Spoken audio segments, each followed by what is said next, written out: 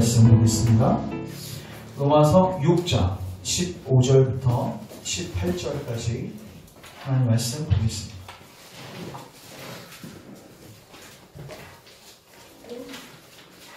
하나님 말씀 로마서 6장 15절부터 18절까지.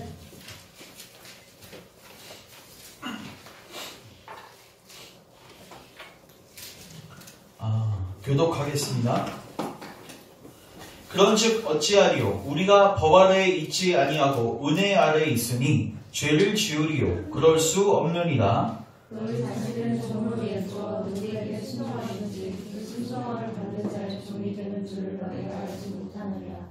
혹은 죄의 종으로 사랑에 이르고 혹은 순종의 종으로 의를 이르느냐.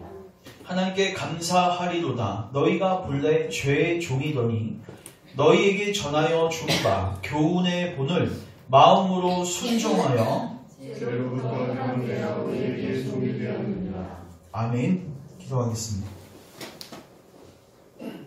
하나님, 오늘도 주의 말씀으로 우리에게 주의 은혜를 베풀어 주옵소서. 주님께서 제정하신 이 수단을 통해서 우리의 죄가 발각되어지게 하시고 깨달아지게 하시고 우리에게 겸손함 있게 하시고 주님을 찾고 구하는 은혜가 있게 하시고 주님께서 제정하신 그 구원의 방식만을 온전히 받아들이고 참으로 믿어 구원에 이를 수 있는 은혜가 여기에 모인 모든 무리에게 있게 하옵소서. 부족한 종은 십자가 뒤에 감춰 주시고 오직 하나님께서 증거하시기 원하시는 주의 말씀만을 선명하게 선포하게 하시고 그 가운데서 변의 은혜가 있게 하소서. 예수님의 이름으로 기도합니다. 아멘. 오늘은 로마서 6장 15절부터 18절 말씀을 가지고 따라하겠습니다. 중생의 시슴.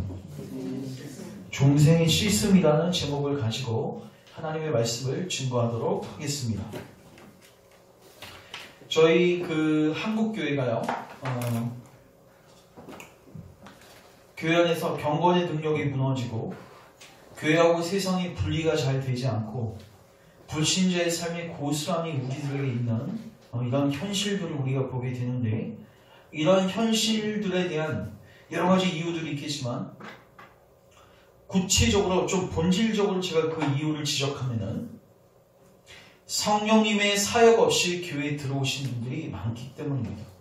오늘 우리가 사도신경에도 고백을 했지만 사도신경은 세 가지 파트로 되어 있는데, 처음에는 천지를 창조하신 성부 하나님에 대한 고백이고, 그리고 중간 부분은 우리를 위해서 십자가를 못 박혀 죽으신 그리스도에 대한 고백이고, 그리고 마지막 세 번째는요, 성령을 믿사오며라는 고백입니다. 그러면 성령이 무엇을 믿는 것입니까? 성령님이 하나님 되시고 성령님이 하시는 일들에 대한 것을 믿는다는 고백인데, 신자들이 성령님을 무엇을 하시며 그리고 우리가 무엇을 놓고 기도해야 할지에 대한 전혀 그런 감각과 반응들이 전혀 없어요.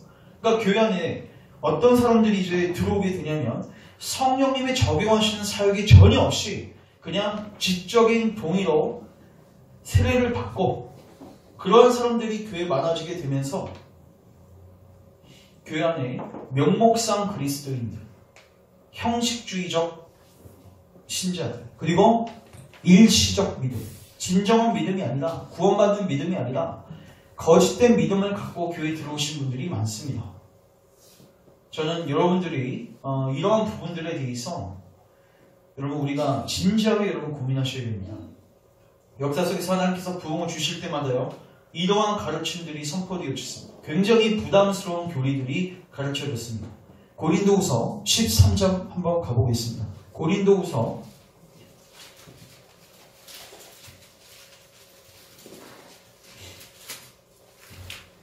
13장 5절.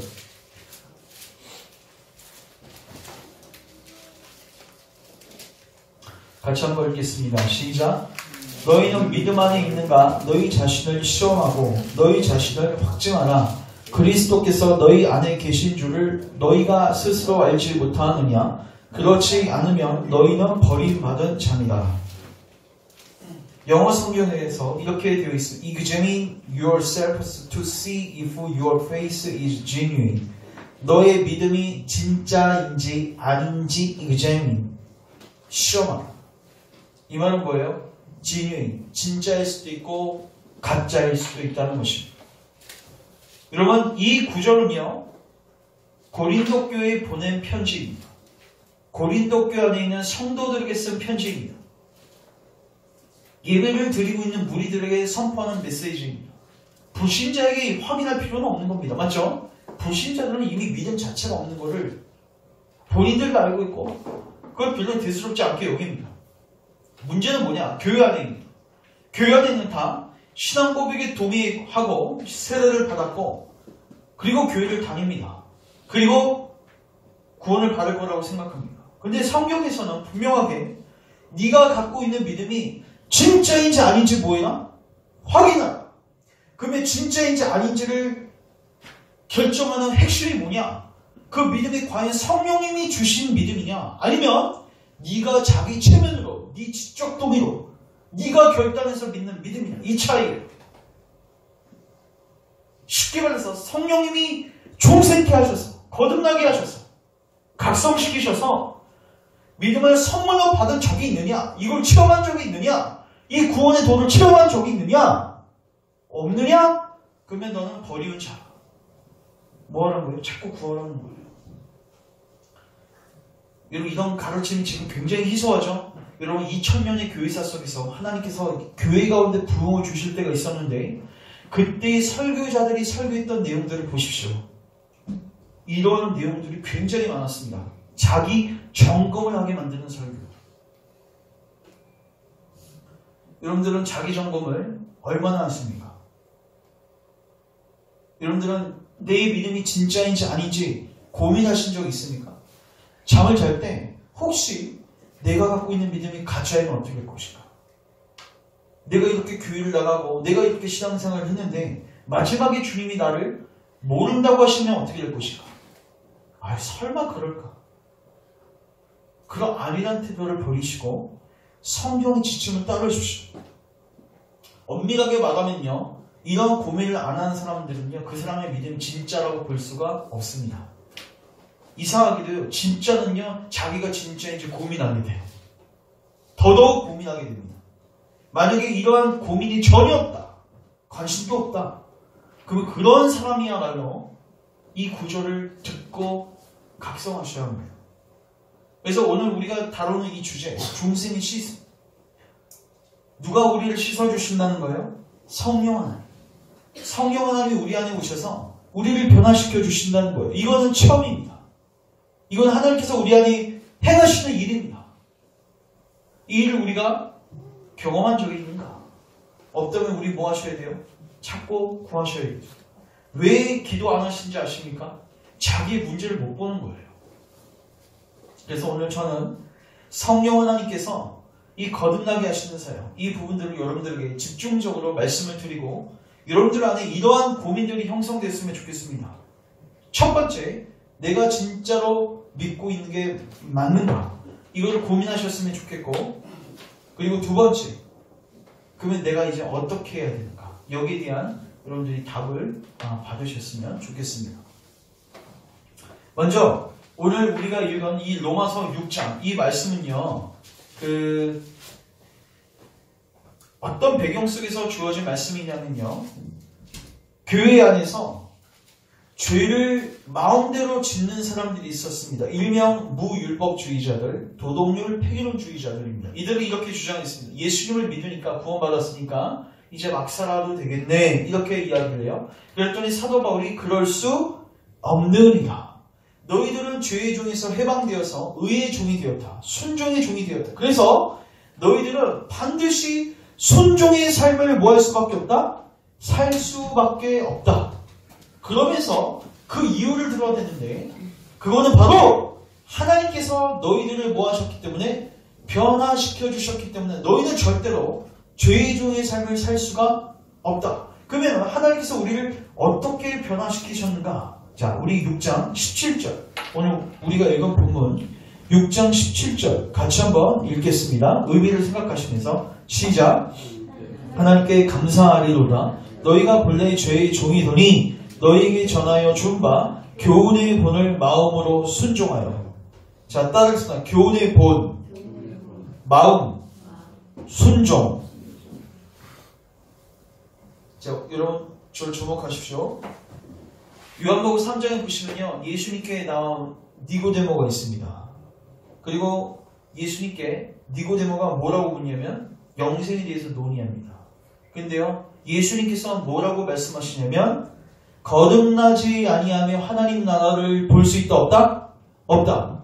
따라하겠습니다. 거듭나지 아니하면 하나님 나라를 볼 수 없다. 거듭나는 게 뭡니까? 다시 태어나는 거죠.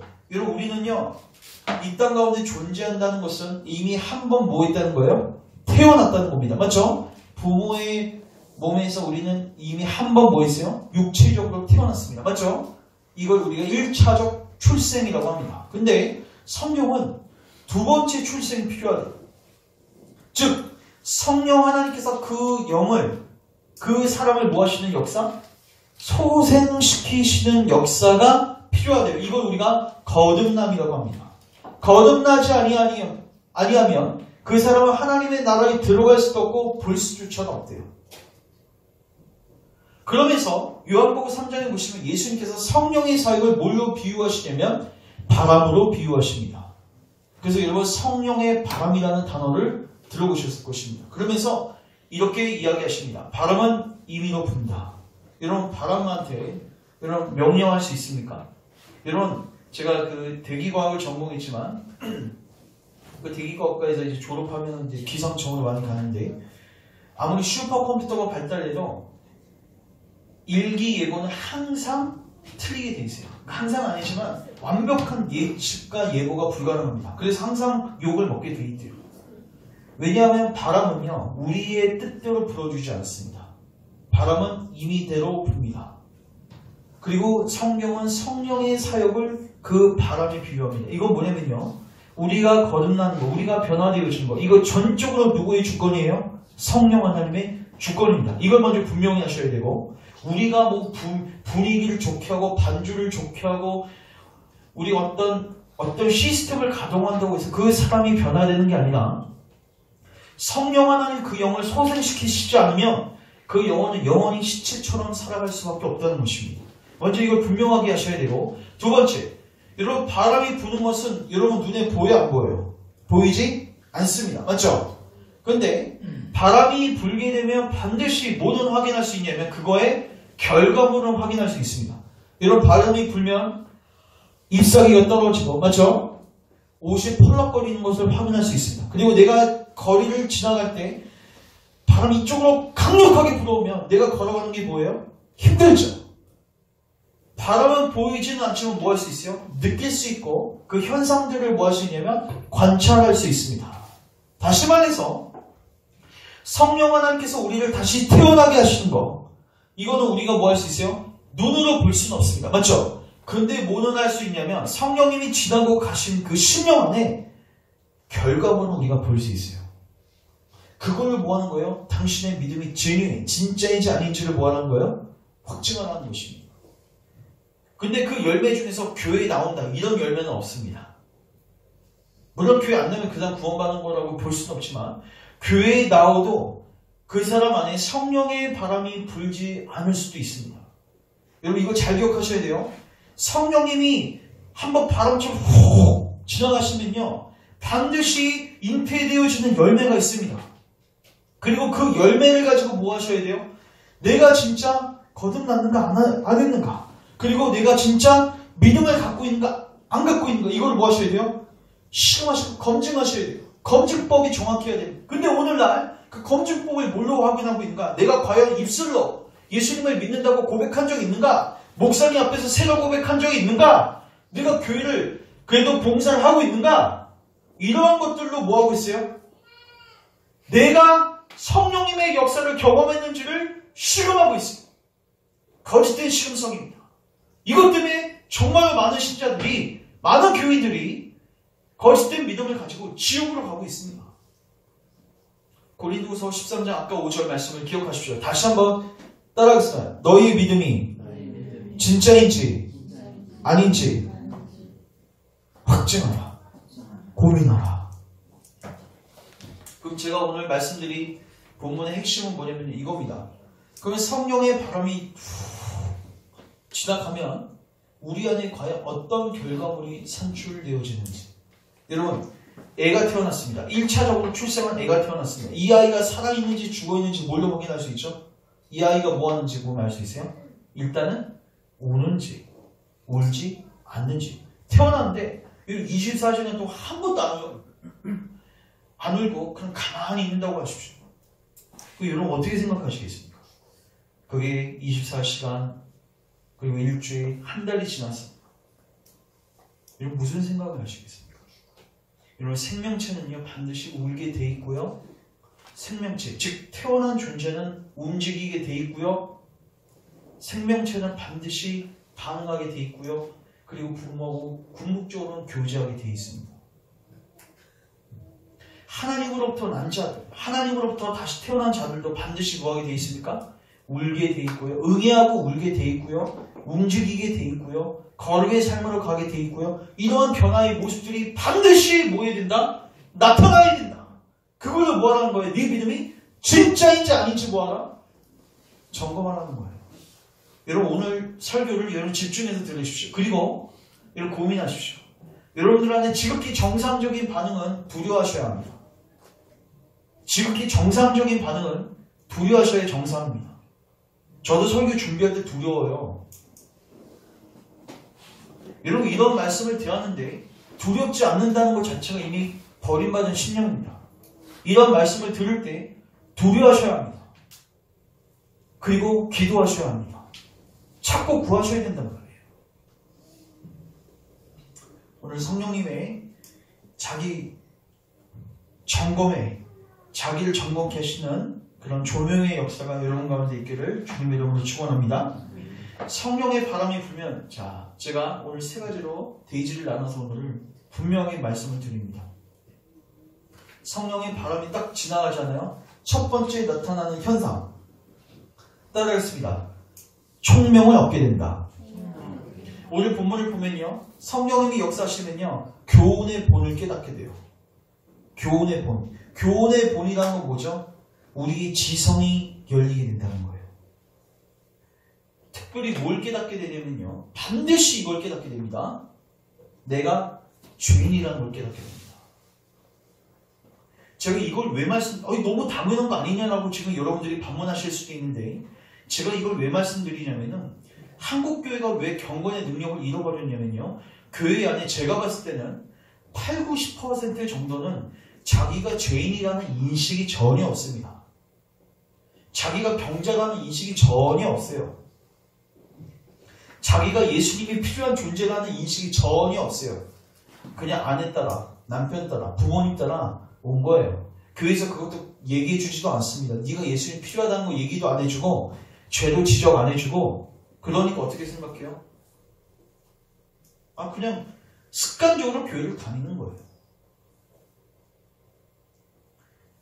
여러분 이런 신자들이 교회 안에 많아지면 어떻게 될까요? 그런 사람들은요. 이름은 그리스도인이지만 삶의 방식은 불신자고 방불한 거예요.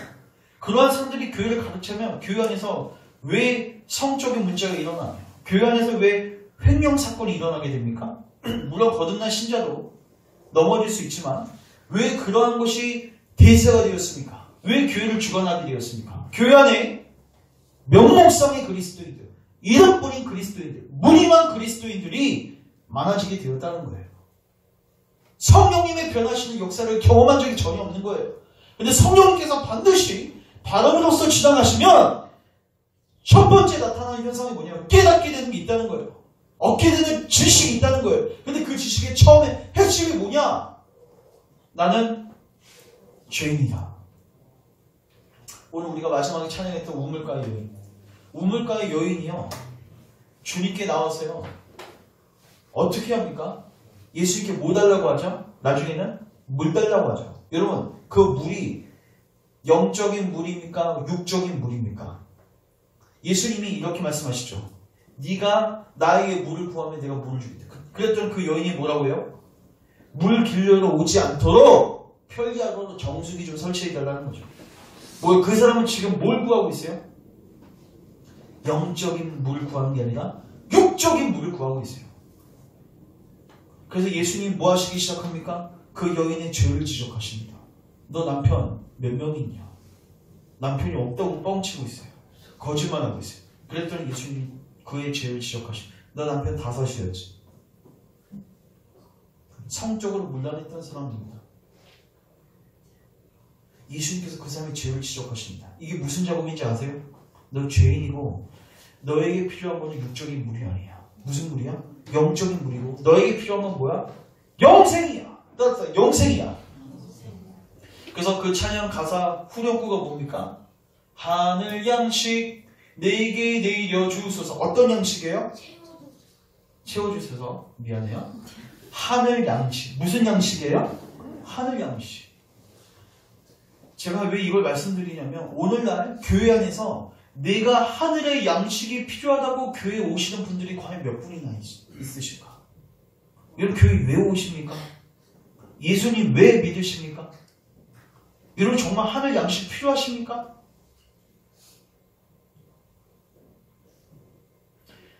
자기가 죄인인지를 모르는데 어떻게 하늘 양식이 필요하다고 얘기할 수 있겠습니까? 그러니까 교회, 우리 한국교회가 1960년대 이후에요. 미국의 복음주의가 들어왔습니다. 제가 나중에 이 계보를 다 설명해 드릴 수 있으면 좋겠는데 이 복음주의가 한국을 강타하면서 빌리 그라햄 목사 아실 겁니다. 수많은 전도 집회가 일어났고요. 근데요, 그 집회들로 인해서 한국교회에 자리 잡은 신앙이 있는데 그게 바로 건강과 부의 복음입니다. 교회 나와도 어떤 목적으로 나오냐면 건강해지기 위해서, 부자가 되기 위해서, 외로우니까 전형적으로 이 우물가에 있는 여인처럼 육적인 물을 구하기 위해서 나온 거예요. 그리고 그 사람들이 왔을 때 교회는 무엇을 해야 합니까? 예수님이 그 여인의 죄를 드러내셨던 거죠. 죄를 드러내서 너에게 필요한 물은 건강이 아니고 네에게 필요한 물은 돈도 아니야. 넌 지금 하나님과의 관계의 문제야. 넌 지금 죄인이야. 너 이렇게 죽으면 너 지옥 가야 돼. 이걸 알려줘야죠.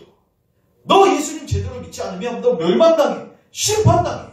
이걸 뭐 해야 돼요? 얘기해줘야죠. 얘기를 안 합니다. 그렇게 교회 20년, 30년 지나니까 어떻게 됩니까? 기도는 하죠. 근데 뭘 찾고 구합니까? 육적인 물만 구하는 거예요. 하늘의 양식을 구하지 않는 거예요. 그러다가 기도 응답이 안 되면 어떻게 합니까? 교회를 떠납니다.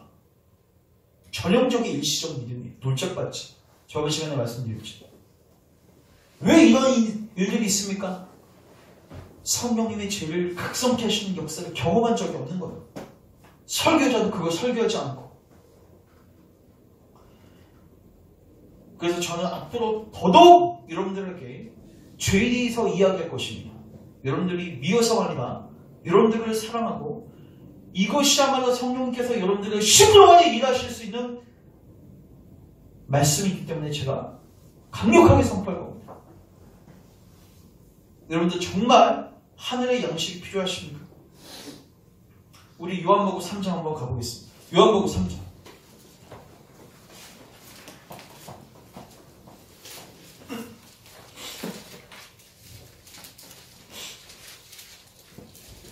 요한복음 3장 14절, 15절. 같이 한번 읽겠습니다. 시작.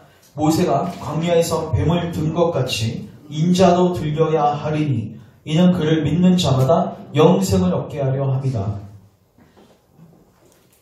모세가 광야에서 뱀을 든 것 같이. 이게 뭐냐면요, 이스라엘 백성들이 범죄하니까 하나님이 불뱀을 부르셔서 다 죽게 만드셨죠. 그때 백성들이 찾고 구합니다. 어떻게 하면 구원받을 수 있습니까? 그랬더니 모세에게 나와서 구했거든요. 그러니까 모세가 중복이 됐어요. 하나님께 어떻게 하면 이들을 구할 수 있습니까? 하나님께서 해결책을 제시해 주시는데 유일한 해결책이었습니다. 장대에다가 놋뱀을 달아라. 그리고 그 놋뱀을 쳐다보는 자마다 뭐하리라? 살리라. 이와 같이 예수님도 십자가에 달리실 건데 예수님을 본 자마다 뭐하리라? 영생을 얻으리라. 여러분, 예수님 믿는 이유가 뭐여야 돼요? 영생이어야 돼요. 예수님을 믿는 이유가 건강이어서는 안 된단 말이에요. 부자는 더더욱 아닙니다. 예수님을 믿는 이유는 반드시 영생이 목적이어야 합니다. 오늘날 제가 왜 이걸 얘기합니까? 영생에 대한 관심이 전혀 없어요. 그럼 그 사람이 믿고 있다는 그 믿음은 뭡니까? 다 뻥입니다. 거짓된 믿음입니다. 아까 제가 말했죠. 믿음이 진짜인지 아닌지 심할 수 있는 방법. 예수님을 믿고 있는 이유를 살피십시오. 내게 진짜 영생을 갈망하는 마음이 있는가? 16절로 보십시오. 16절 같이 읽습니다. 시작. 하나님이 세상을 이처럼 사랑하사 독생자를 주셨으니 이는 그를 믿는 자마다 멸망하지 않고 영생을 얻게 하려 하십니다. 예수님을 믿는 자마다 어떻게 된대요? 멸망하지 않고 영생을 얻게 하려 하심이니라. 이 말은 뭘까요? 자, 저를 주목하십시오. 예수님을 믿기 위해서 반드시 내가 예수님을 믿지 않으면 뭐 받게 된다? 멸망받게 된다라는 것을 알게 됩니다. 반드시 알게 됩니다. 이거 없이 예수님 믿을 수 없는 거예요. 그 사람은요, 내가 멸망받는다, 하나님 심판을 받는다, 이거 인식 없이 교회에 들어오고 예수님을 믿는다? 그 믿음은 100% 거짓 믿음입니다. 성경적 가르침이 아닙니다. 그래서 여러분들에게 있어서 가장 중요한 필요가 뭔지를 보셔야 돼요. 여러분, 왜 예수님께서 지옥에 대해서 그렇게 이야기를 많이 하셨습니까? 누가복음 부자 나사로 이런 비유를 아실 것입니다. 왜 그 무서운 기사를 왜 허락하셨습니까? 우리 필요를 보여주시기 위해서예요. 왜 유물가의 여인의 죄를 지적하셨습니까? 너의 진정한 필요가 뭔지를 깨닫게 하기 위해서예요. 그래서 성경의 바람이 따라 불게 되면요, 우리에게 있는 현상, 죄를 깨닫게 되고 그리스도의 필요성을 보게 됩니다.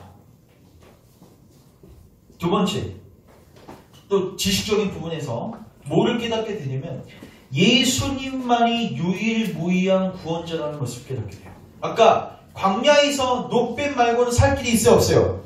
없는 것처럼 오직 예수님만이 유일무이한 구원자라는 것을 깨닫게 돼요.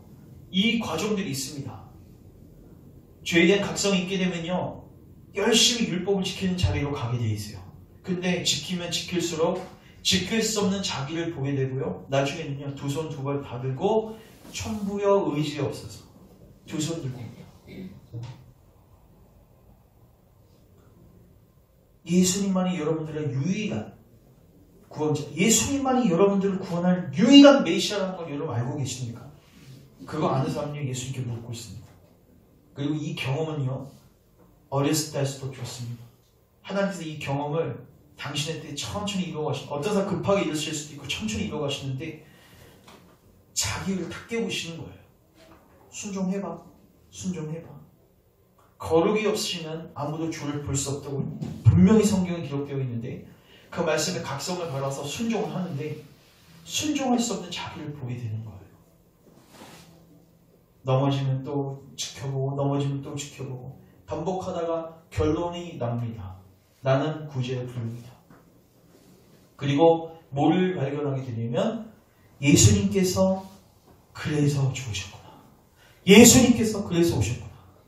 이거를 성령님의 조명하심 속에서 선명하게 깨닫게 됩니다. 여러분, 이거는요, 우리가 지식적으로 배운다고 해서 깨달을 수 있는 게 아니에요. 성령님이 비춰주셔야 합니다. 자, 우리 고린도전서 2장 가보겠습니다.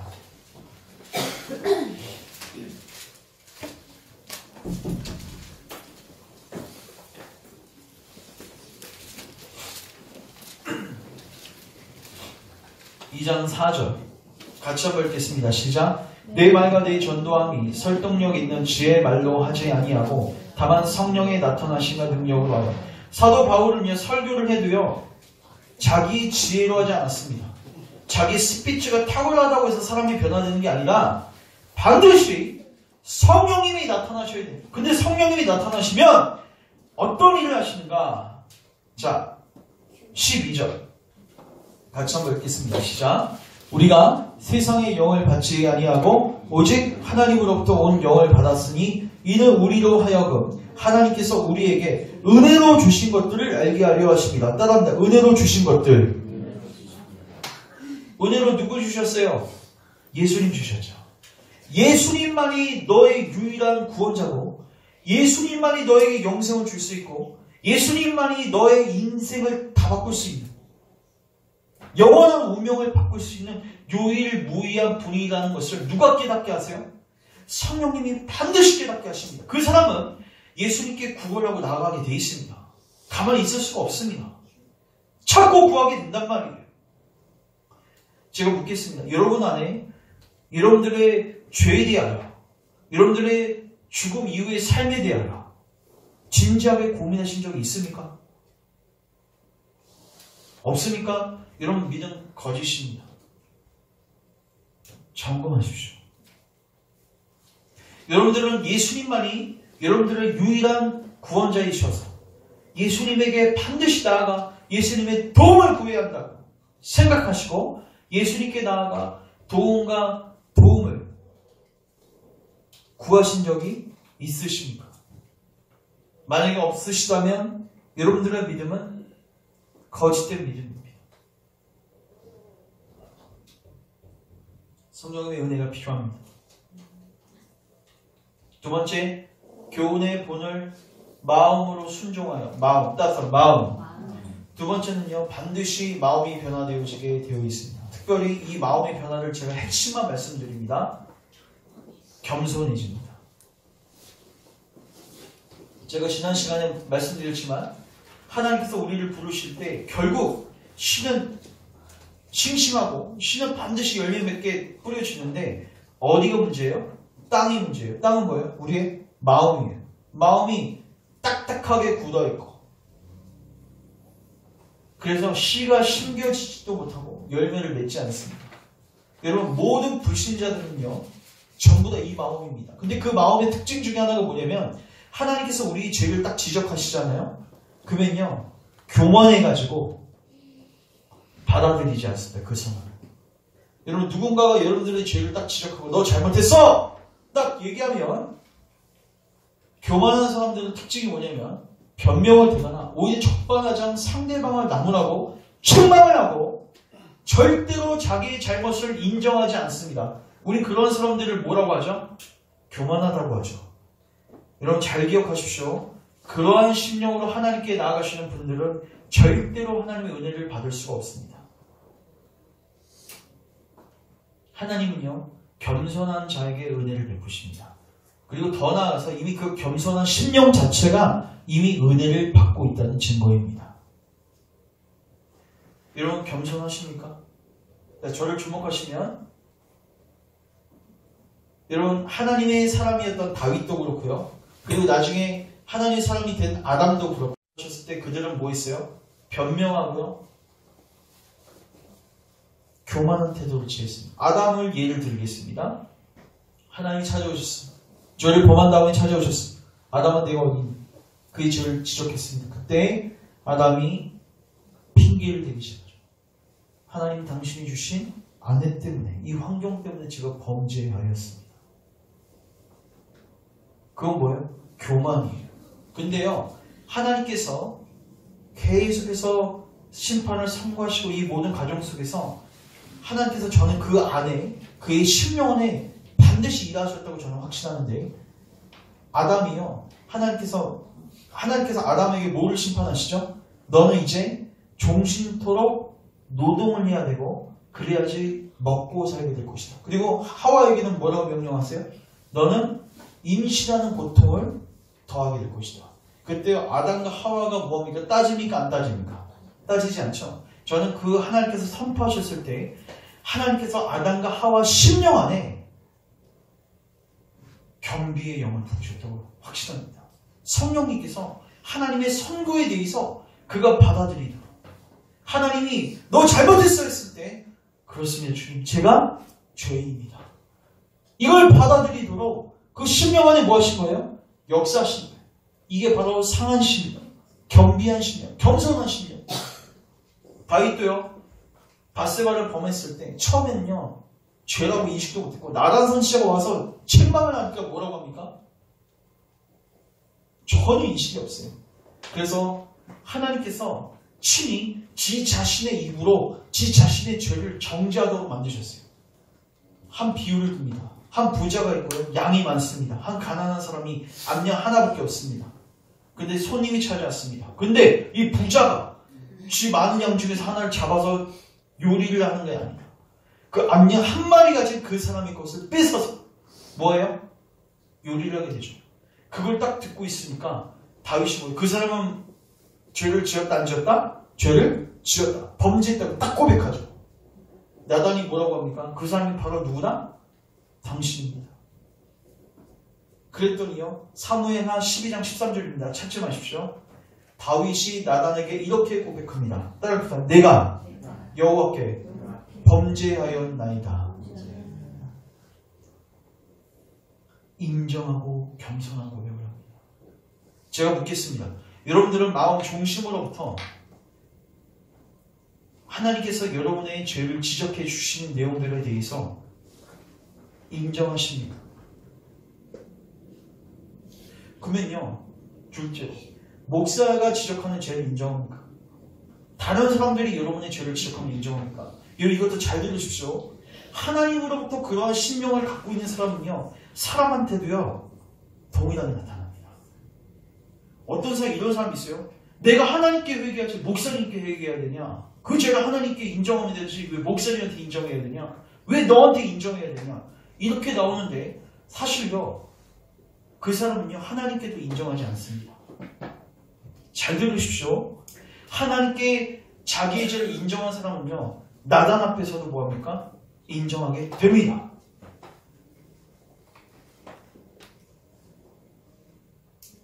여러분 안에 그 겸손함이 있습니까? 여러분 다윗은 왕이었어요.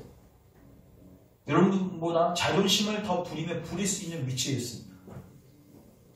근데요, 그 자기 종 같은 그 나단이 와서 하나님의 말씀과 자기 죄를 드러냈을 때 그는 수긍하고 거기에 반항하지 않고 겸손함으로 샀습니다. 시편 52편은 그 심령은 상한 심령이다. 반드시 기억하십시오. 성령의 바람이 불면 심령이 그렇게 변하게 되게 되어 있습니다. 그리고 그 심령은요, 특징이 뭔지 아십니까? 겸손해졌어요. 이제 내가 하나님께 항의할 건 없어요. 근데 딱 하나 할 수 있는 거, 은혜를 구하는 거, 자비를 구하는 거. 그 여러분 예수님 옆에서 강도 기억하시죠? 그 사람이 예수님께 할 수 있었던 건 뭐밖에 없어요. 자기가 유죄인 거 알고 있어요. 그래서 십자가에 죽게 되는 것도 알고 있는데 그 사람이 예수님께 이렇게 말씀합니다. 주여 나를 기억하소서. 딱 이 한마디밖에 할 수 없어요. 이게 뭡니까? 믿음입니다. 여러분, 그게 믿음이라고요. 내 믿음이 진짜인지 아닌지 어떻게 알 수 있는가? 여러분 안에 이러한 상한 심령, 겸손한 심령, 이 마음의 변화를 경험하신 적이 있는지를 살피십시오. 마지막 세 번째, 따르겠습니다. 순종. 교훈의 본을 마음으로 모하여 순종하여. 결국 성령님은요, 최종적으로 우리의 의지를 갱신시키셔서 결국 움직이게 만들고 입술로 고백하게 만들고요. 쉽게 말해서 여러분 예수님 보십시오. 여러분 복음서를 읽어보시면요, 예수님에 대한 바른 믿음을 갖고 있었던 사람들은 한 사람도 예외 없이 예수님께 뭐합니까? 나아갑니다. 예수님께 뭐한다고요? 나아가요. 예수님을 찾고 구한단 말이에요. 불가능한 상황 속에서도 삭개오 뭐합니까? 예수님 보기 위해서 나무 올라가는 거예요. 중풍병자 불가능하죠? 지붕을 뚫고 내려옵니다. 가게 되어 있습니다. 움직이게 되어 있습니다. 아, 전 피곤해서 안 돼요. 전 지금 건강이 연약해서 안 돼요. 거짓말하지 마세요. 간절함이 없는 거죠. 지금 여러분들의 상황에 대해서 성령께서 조명하시고 그리고 그 모든 것을 주실 수 있는 분이 여러분 앞에 코앞에 있는데 여러분 구하지 않는다고요? 거짓말이에요. 여러분들의 문제가 뭔지 알고 우리 앞에 계신 구주께서 이 문제를 해결하실 수 있는 유일한 분이신 것을 깨닫게 되는 순간 여러분들은 반드시 그분께 나아가게 되어 있습니다.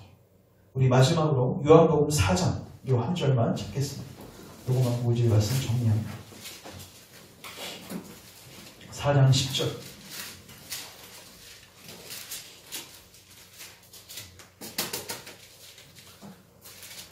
4장 10절. 예수님께서 그 여인의 문제를 지적하시는데 4장 10절 같이 한번 읽겠습니다. 시작. 예수께서 대답하여 이르시되 내가 만일 하나님의 선물과 또 내게 물 좀 달라 하는 이가 누구인 줄 알았더라면 내가 그에게 구하였을 것이요 그가 생수를 내게 주하였을 것이다. 아멘. 뭐를 알았더라면 하나님이 너에게 주시는 선물. 어떤 선물이에요? 영생이죠. 즉 너의 문제는 하나님과의 관계의 문제고 넌 죄인이고 그래서 하나님이 너에게 주실 수 있는 선물은 뭐다? 영생이다. 이거를 네가 알았더라면 또 하나 그 앞에 계신 예수님이 그 물을 주실 수 있는 분으로 네가 인식했다면 넌 반드시 뭐 했을 것이다? 내가 그에게 뭐 했을 것이요? 구하였을 것이요. 따라서 구하였을 것이요. 여러분 왜 찾고 구하지 않습니까? 여러분 왜 기도하지 않습니까? 왜 움직이지 않습니까? 왜 의지가 발동되지 않습니까? 바람이 불지 않는 겁니다. 바람이 불면 반드시 나뭇잎은 움직입니다. 여러분 오늘 이 말씀 여러분들 가운데 심각한 고민과 두려움을 줬으면 저는 좋겠습니다. 이제 마지막으로 그러면 도대체 내가 어떻게 해야 되는가? 여러분 이러한 현상들이 여러분들 안에 없다면 여러분 찾고 구하십시오. 성경에요 찾고 구하라고 되어 있어요.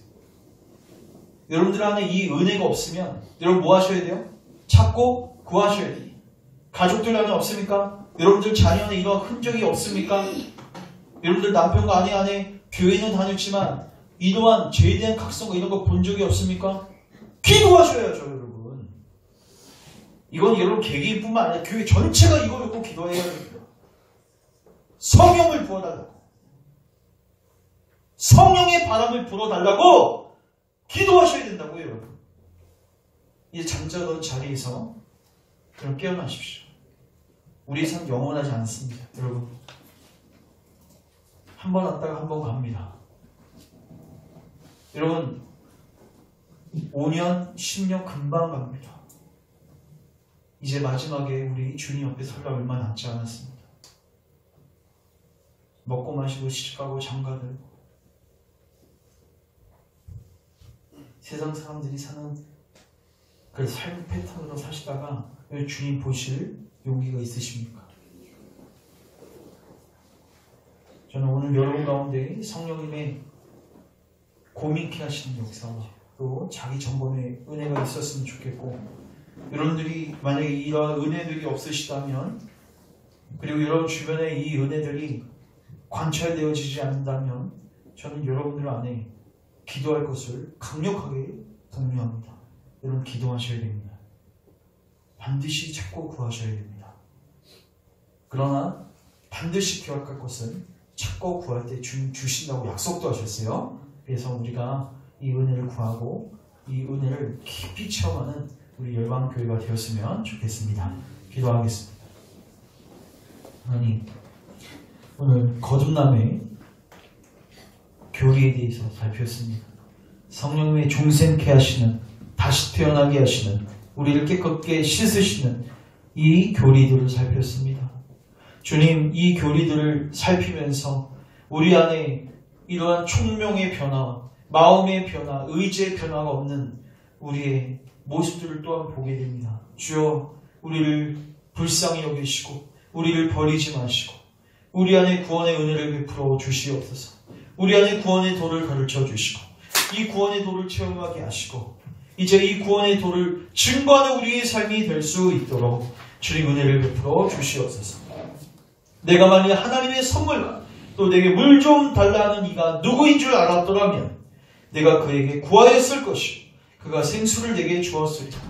주님 우리의 눈을 여셔서 우리의 필요가 뭔지 또 하나님께서 준비해 주신 선물이 뭔지 또 그 물을 주실 수 있는 예수님이 정확하게 누구신지 깨닫게 하시고 우리로 하여금 찾고 구하게 하소서.